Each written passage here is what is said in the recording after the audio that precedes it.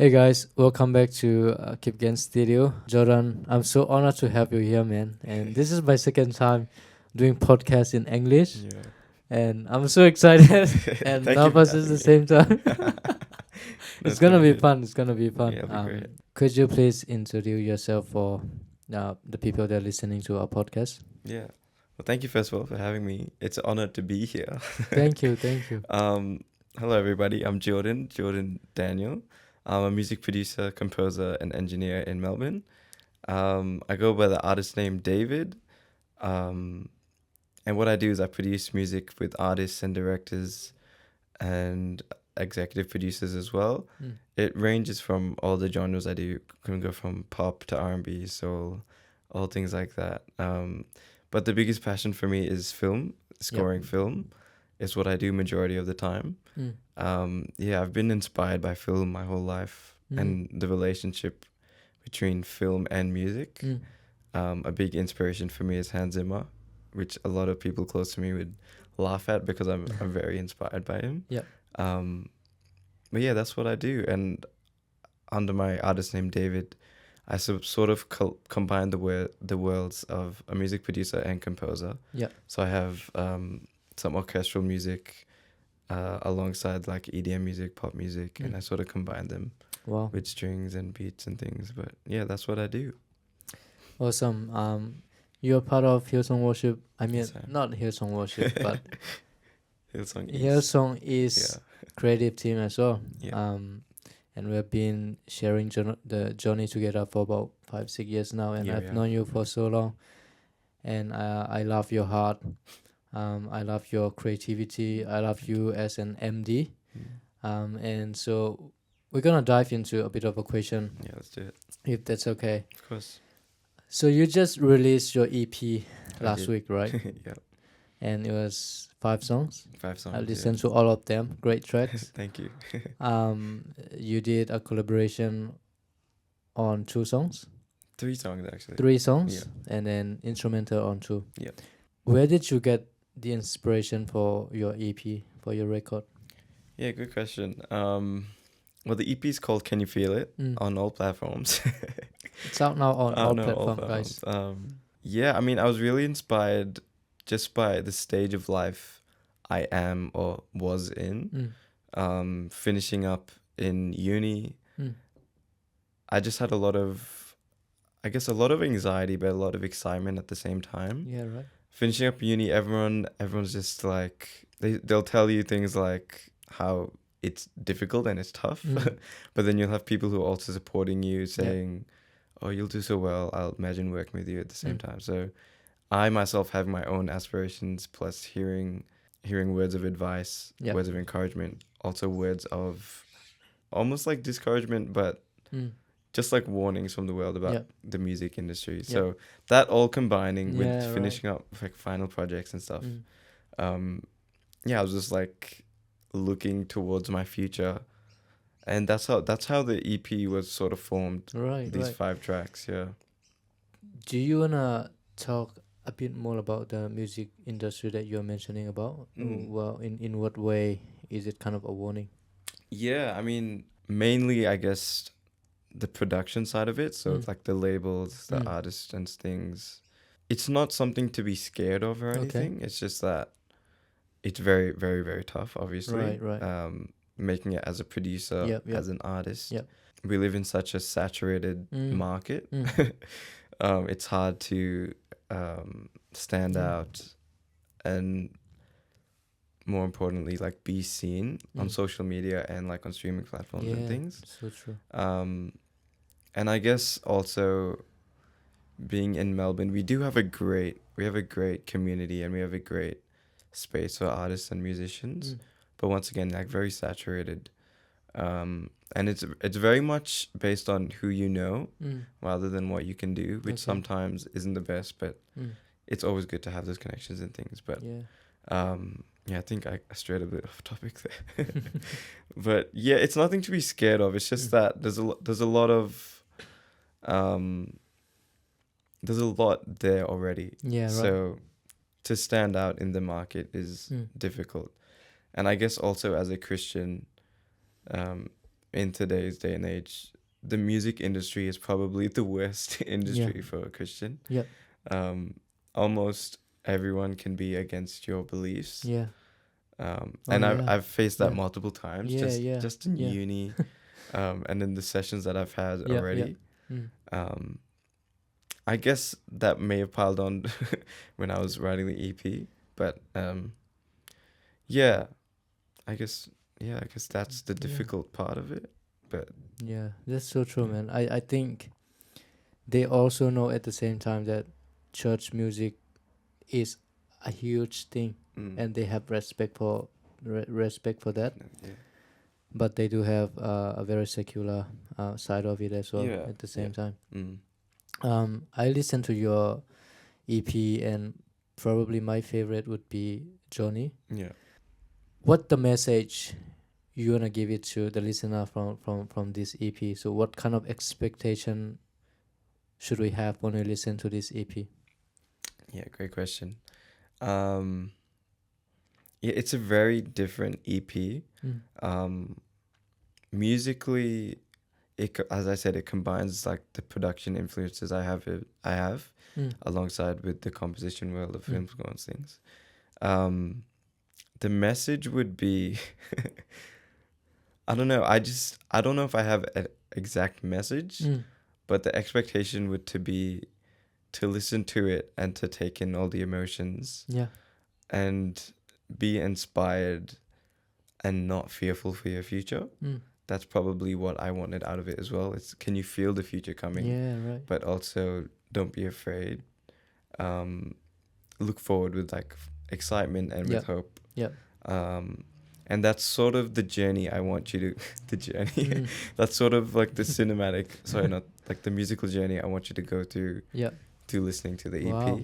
Awesome. Is that you're able to feel the emotions, but at the end of it you have joy and motivation for your future and for life, I guess. Yeah. Awesome, man. So can you feel it? EP is out on every platforms. Yep, out Apple, on all platforms. Spotify. I just listened to Spotify. And then under the name David. And it's called Can You Feel It? So if you guys go and tune it, stream it, and tell us your thoughts. It will be really helpful for Jordan and us. We're gonna go to the next questions. Yep. Which is about the heart of worship. And right now we are on the topic of the heart of worship, and we did a really good podcast with Nigel as well, and he shared a lot of heartfelt stories and his experiences, and we haven't released it, but I think it's gonna help a lot of people, and I'm expecting that this podcast it's gonna help a lot of people too, practically and spiritually as well. So my first question is, what does true worship means to you personally? Yeah, good question. True worship to me, I think worship we can sometimes box in as the Sunday thing, playing worship music and worshiping Jesus. But I think I've come to realize that true worship is more than just playing or singing together on a Sunday or any day for that matter. True worship is to me a life of sacrifice and a life of worship unto God. In everything I do and every day, I want to make sure that I'm glorifying Him, that I'm being an example, a Christ-like example, and that I'm ultimately doing things in His will. And I guess that to me is what true worship is, that I'm able to be in a close relationship with God, glorifying Him in my everyday. It's a living sacrifice. Yeah, man. We talked a little bit about this before, and you were part of Hillsong Melbourne East for a very long time. Since when you were fourth grade. Fourth grade. And I came to Hillsong, the East Campus, in 2019, and I saw you guys growing up there. How long have you been doing MD at Hillsong Melbourne East? MD for about 5 years, I think. Yeah, Yeah. that's gonna be about that, isn't it? Yeah, yeah. So when did you first feel the call to do MD in a worship service? Yeah, I mean, it was something that was asked of me because what they could see through my playing. Yeah. But I always wanted to be involved at that level, Mm. to be some sort of leader in the band. Yeah. Because I grew up in church. Yeah. It was always something I wanted to do. It was something that I was drawn towards, and Yep. less for like the performance side, but more Mm. because that's where my heart was drawn to. Mm. So yeah, I would say from a young age I wanted to be involved. Mm. But specifically as an MD, probably when I started serving in church more. Yeah. From probably around grade 9 or 10. So yeah, like 15 or 16 years old. Such a young age. Yeah, it is. Yeah. But yeah, that's where my heart was drawn Wow. towards. Yeah. Can you describe your primary responsibility as an MD, and what's the role of a music director is? In church setting, is it having power and authority over other musicians and stuff like that? So Yeah, sure. I mean, the primary responsibilities of a music director, first of all, is not to have power and authority over Yeah. other musicians. Yeah. It's something probably other people may think that. Yeah. But as you do the role, you realize it's not. But my primary responsibilities would be to keep the band together, Yep. to direct the band musically, Mm. but also to look at it at a holistic perspective, Mm. and keep the worship team together, keep us Mm. all united. Yep. That's musically speaking. Yep. Some of the roles that I have would be keeping us in time, Mm. keeping us to the click, keeping us on track with where the arrangement's at, if we're Yep. following like a Yep. backing track, whether we're doing it live. Mm. But also maintaining and following the worship leader. Mm. That's probably one of the most Yeah. important roles of an MD. One of the things we could say is eyes up, which is what I've learned recently. But Yeah. eyes up helps everyone on the team make sure we're looking up Yep. for the rest of the team, Yeah. rather than just focusing looking down Yeah, and yeah. playing. But yeah, I would say that's the biggest responsibility, is following the worship leader Yeah. and keeping us united with what he or she is Mm. leading, but also what's happening in the room. I would say that's probably the biggest responsibility. Yeah. Yeah, man. I love when you said following the worship leader. Mm. And sometimes there's gonna be an ideas of the music director, and everybody have an idea and opinions. Our role is also following what the worship leaders want, instead Yeah, of our definitely. ideas, and Yeah. Mm. that's awesome. Can you walk me through practically on a Sunday morning of what you do as an MD? Yeah, okay. Sunday morning, we don't exactly lead soundcheck and things, Mm-hmm. but we'll do soundcheck, and from there is really where I would take over as an MD. Leading rehearsals, it's less than planning out what we would do, Yeah. but more just practicing the song together Mm. and rehearsing parts and things, if that's included. Mm. And yeah, really just gelling the band with the vocals, and from there worshiping together Yeah. and finding out where our moments are, finding out where we may be lacking, maybe not knowing the chords and Yeah. things. Yeah, I would say that's more the responsibility here, at least at Melbourne Mm. East. Wherever you are at church, it may be different. You might have to lead sound checks. You might have to lead a lot more than that. Yeah. But yeah, that's what I would do. Yeah. Can you tell me a bit of the relationship between the monitor and the front of house and the music director during line check, Yeah. and how they lead us, and then when do the music director take over? Yeah, that's a good question. So when we're doing sound checks, it's probably the monitors Yeah. which are leading it. Yeah. But the way it would go is either I or the monitors person would call for Yep. drums first, because drums takes the longest Yeah. with all the mics. Yeah. But drums will start with a time check, so they'll just see if they're getting noise from all these things from all the mics, and from there they'll start doing toms, snare, kick, and things. And then they'll call out ready, which Yep. means the monitors have set the gain first of all, which the front of house are receiving. Yep.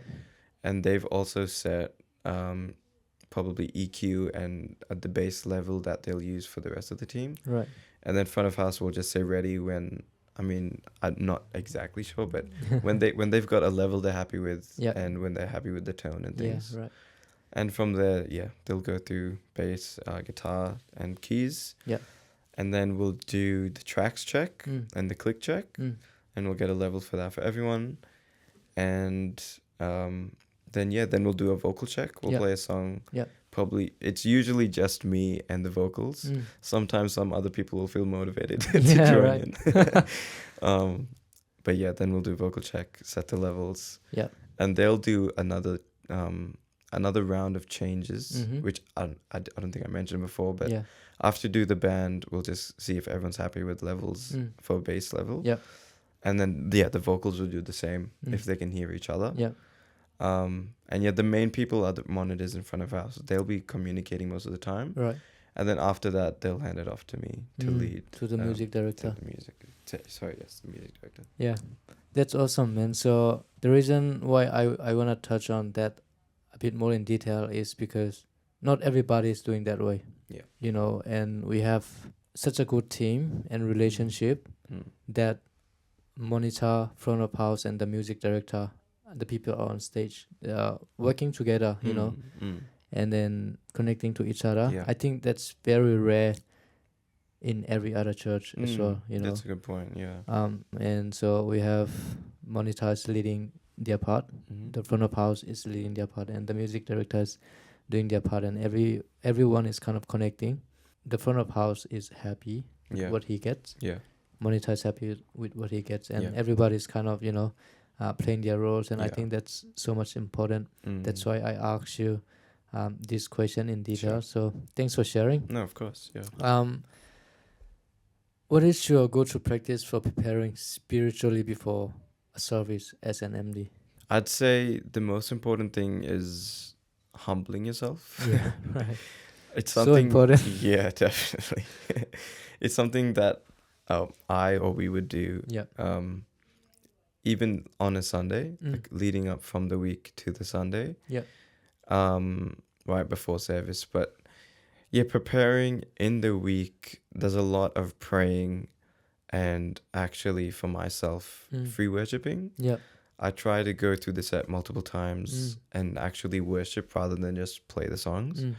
And I found that that's helped me align my spirit with God. Yeah, right. And focus more on the worship side of what we're doing rather than just like playing songs. So that's really what I'm doing. I'm praying. Yeah. I'm usually declaring scriptures over the set, over the team, and over myself. And I'm just trying to, once again, humble myself and really just be a vessel, because being an MD is definitely an important role. Yeah. But to not get carried away that, I'm a leader now, I can lead the band and stuff. It's more of just having a heart of service and humility. Yeah.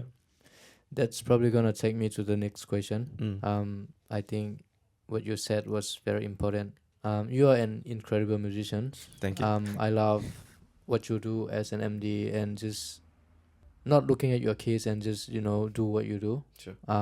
It's great. And sometimes, like you mentioned, it could be, everything could just turn into a performance rather than, you know, putting your hearts on God. And how do you keep your heart centered on God rather than performing, you know?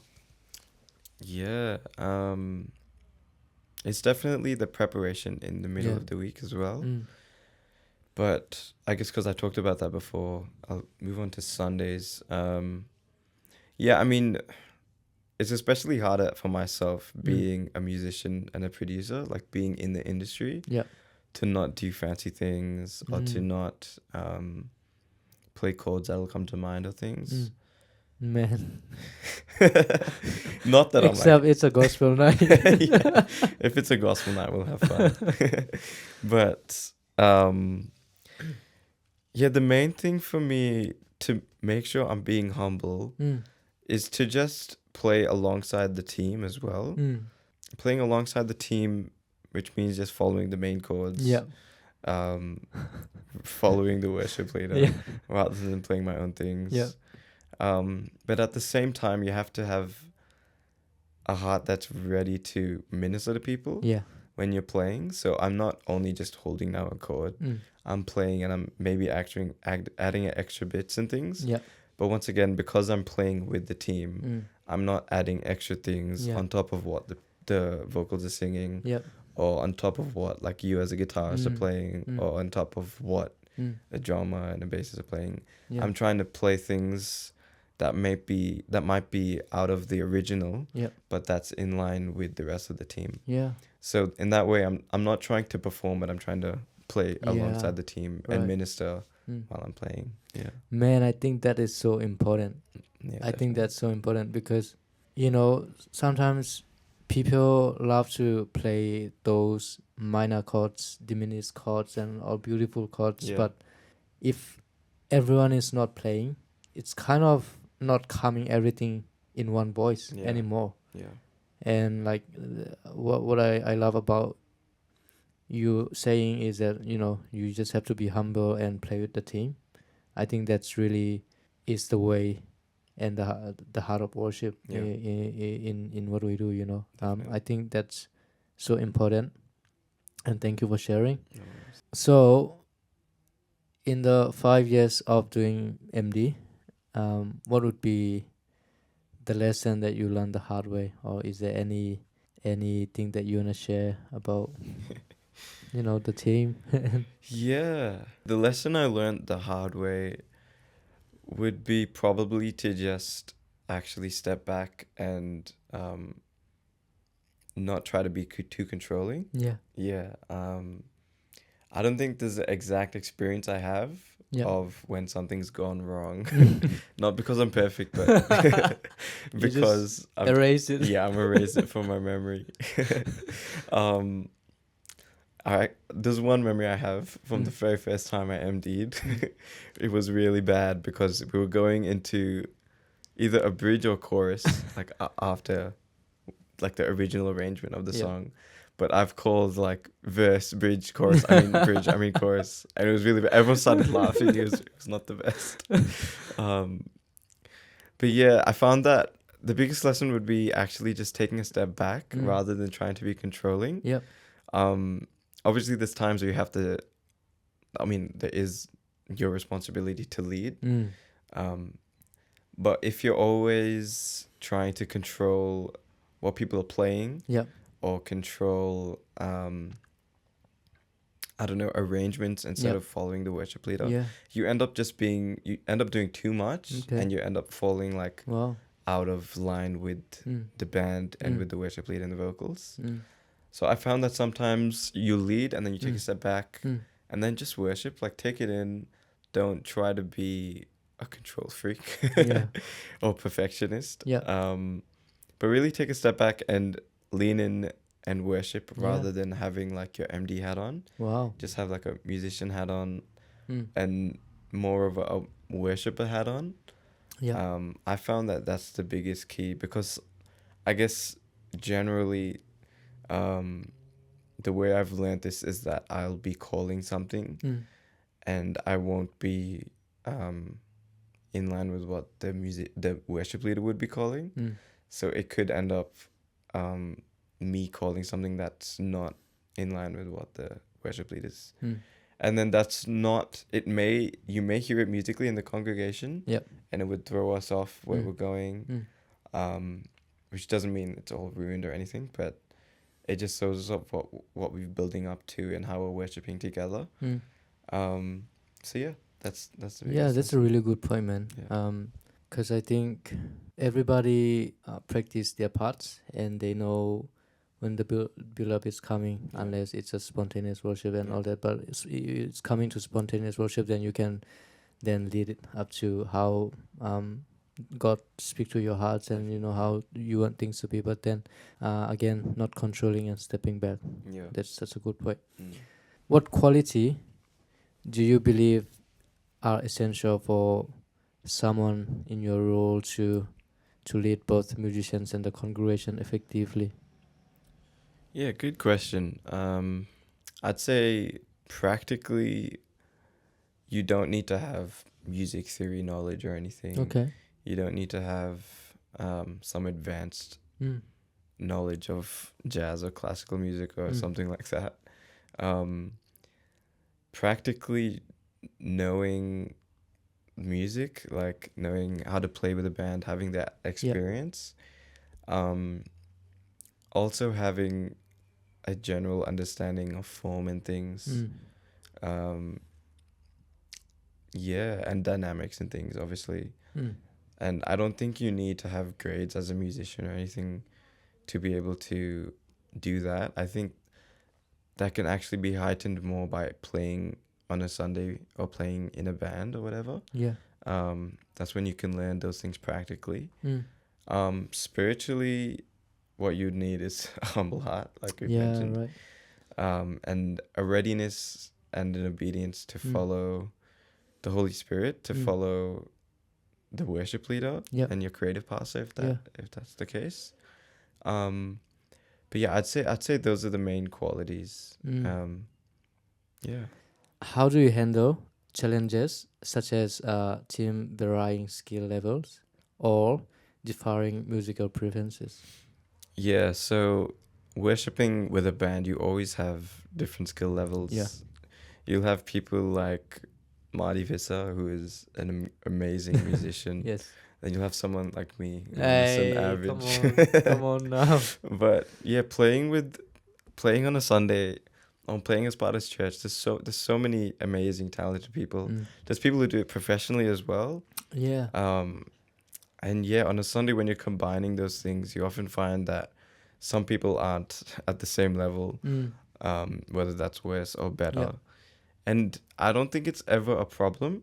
I don't think it's something that you need to be like, oh, you can't be a part of the team, you're not on the same level. Yeah.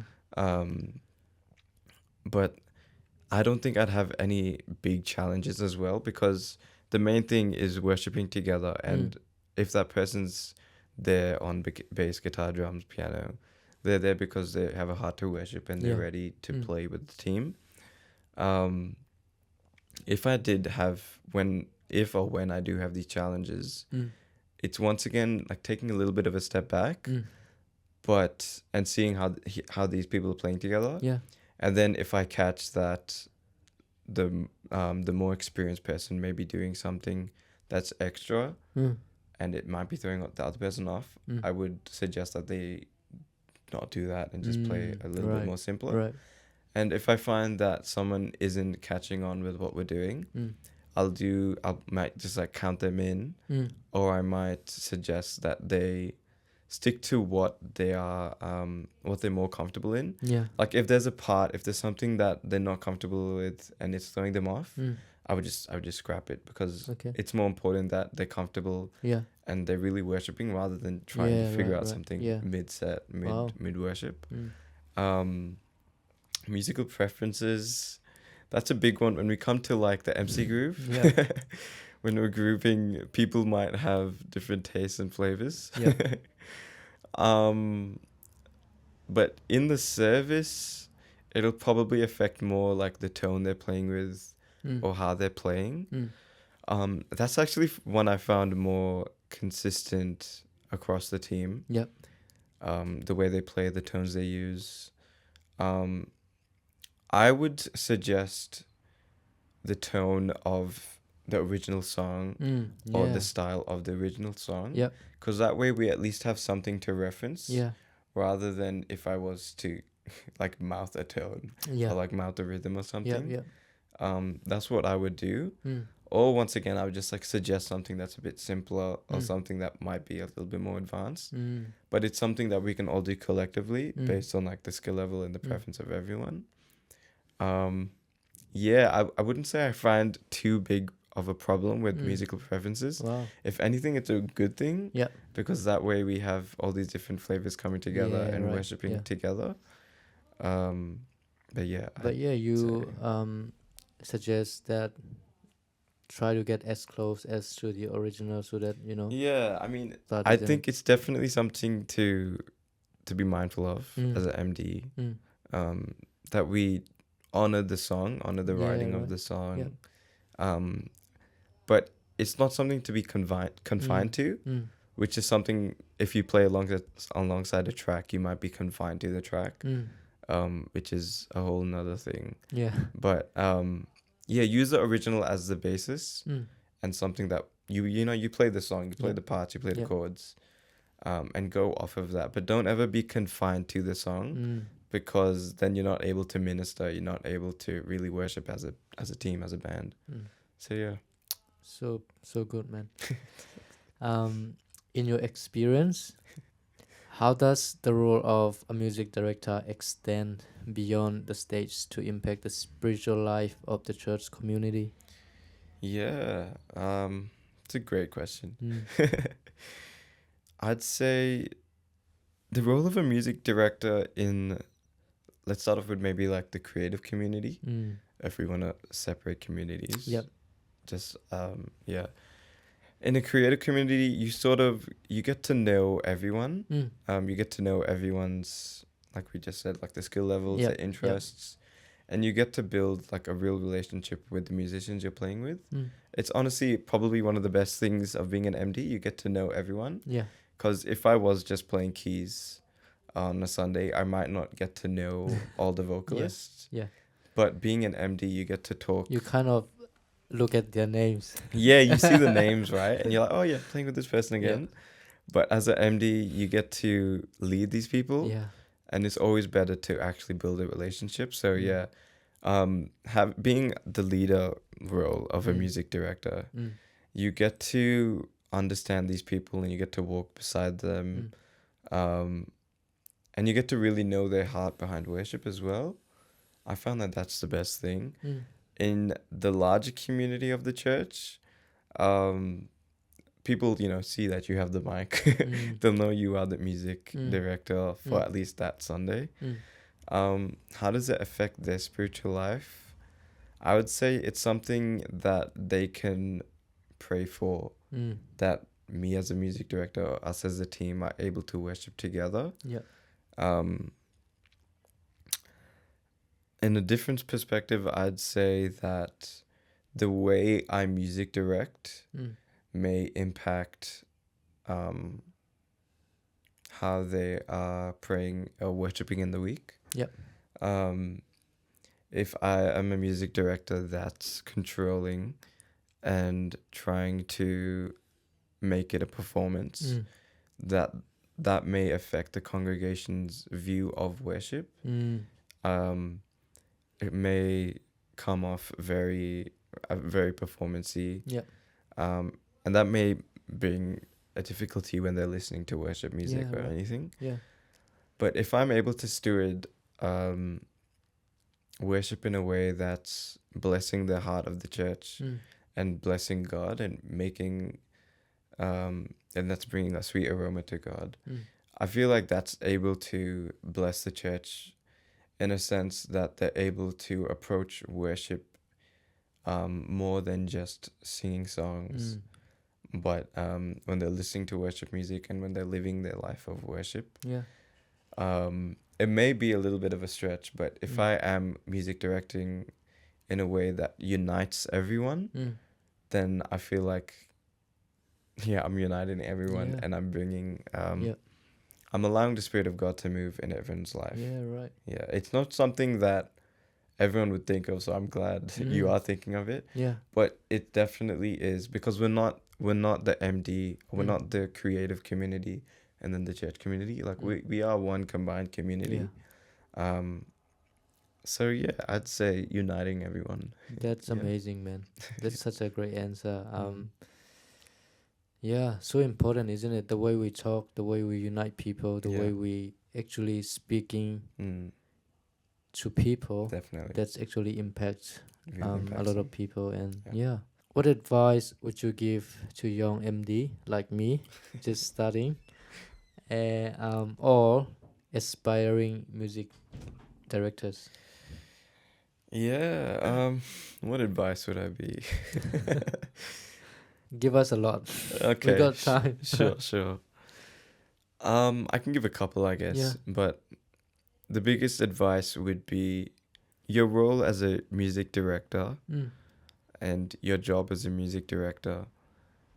It's nothing compared to your role as a child of God. Mm. Like you are a worshiper on the stage, you are Mm. not a performer. Yep. So make sure the most important thing you're doing on a Sunday is bringing your heart, Yep. preparing in the week and on the day, on the Sunday. Mm. Um, it's not a small thing that we do. Mm. We are called to be a priesthood Yep. for God. We're meant to be in constant relationship with Him. We're meant to Yep. walk beside Him.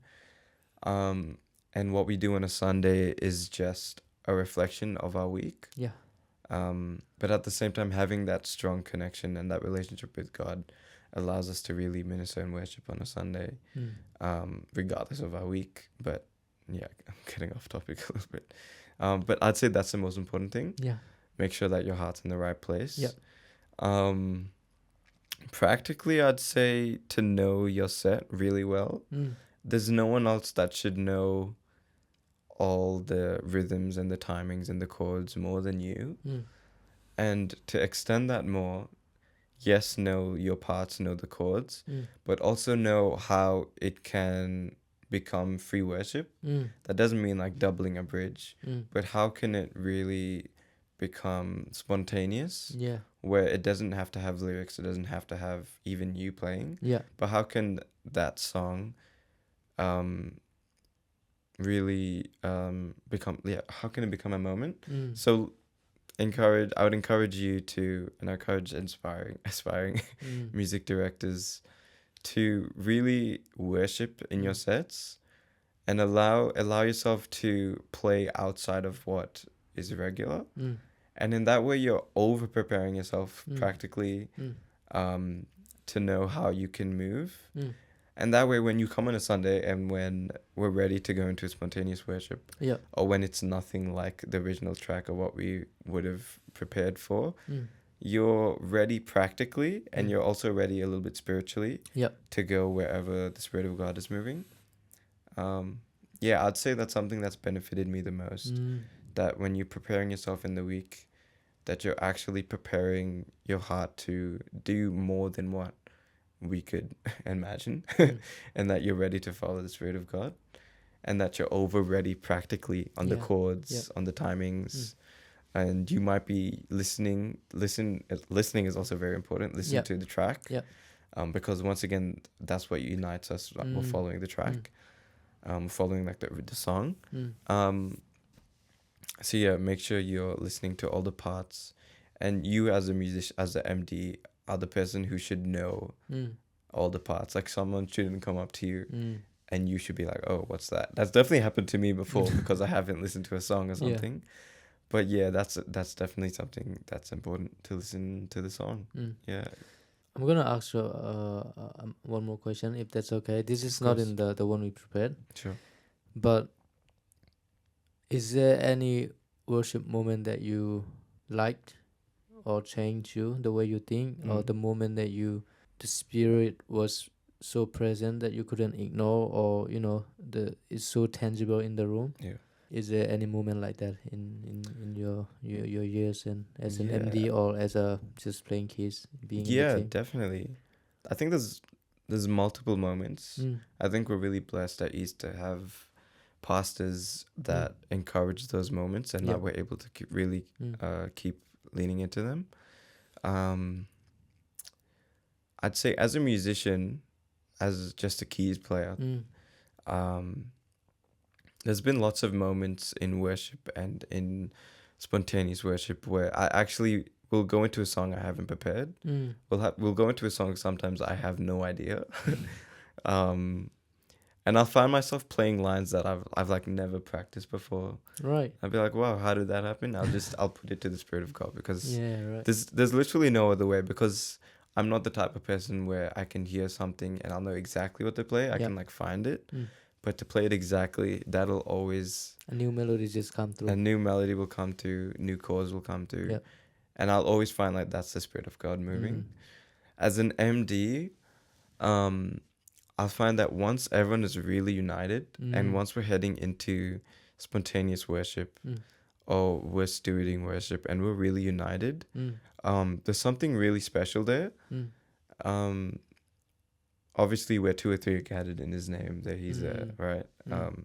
And I found that when we're united as a worship team, as a band, Yeah. when we're locked in, Mm. we're able to play off of each other. Mm. And I found that it's sometimes really spirit led because people they will play things that they haven't played before, and will worship as in a way that we're able to hear someone playing something or singing something, Mm. and we'll go off of that and that'll become a whole new thing. Mm. I've probably experienced it the most in the prayer and worship nights. Mm. Those nights are just like crazy because it'll be plenty of songs I don't know because Okay. it's all like old songs. Okay. And it's all spirit led. Mm. And I might not have practiced it preparing. And yeah, those moments are just really special because we'll be united, and then the worship leader will start to sing something that I don't know Mm. or that we haven't prepared for. Mm. And I find that that's a really special moment because we're able to just we're able to click and we're able to worship together Mm. and steward that moment well. And I find that so special. Yeah. Mm. That's so good, man. One time I was playing guitar at East, and it was a PM service, and the pastor they were praying for people. Yeah. There was a bit of ministry time there, and we started singing songs. Nigel was leading. We kind of singing for the third song now, and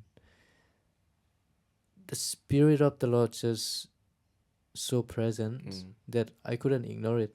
Yeah. I was trying to hold my tears, But but then it's just coming out. yeah. And we have those moments at the East, and I love those moments, but Yeah, it's same, not yeah. happen all the time. But then when it does happen, yeah. you just know. Yeah. It's And really we didn't want to stop worship then. special. Yeah. But then we had to stop Yeah, eventually because we are running so much out of All the time, and yeah. lots of moments that I love, and I know that it's the same for you. Yeah, there's plenty of moments. Yeah. Yeah. So good, man. Yeah. Thank you so much for sharing your thoughts and your experiences, Thank and you. everything that you talked about tonight. I think it helps me a lot personally, and I pray and I know that it's gonna help somebody out there as well. Thank you. Yeah, I hope it does. Yeah, if you're listening, I hope it's helpful for you. And at the same time, JD is, as you know, a great music producer, and if you are needing some music beats or any music, any genre, just let him know. His Definitely. name on Instagram is At David on production. at David At David on production. at David on production. Yeah, check him out. Message him. He's a very nice guy. Yeah, I'm very nice. He's gonna bite you. He's doing a lot of sound for film and beats making as well. So check him out. Listen to his new EP. Can you feel it? Yeah. And so we're gonna end the podcast tonight. And again, JD, thank you so much for being here. Yeah, thank you for having me. Been I'll see you really fun. guys next time. Thanks. Bye bye. See ya.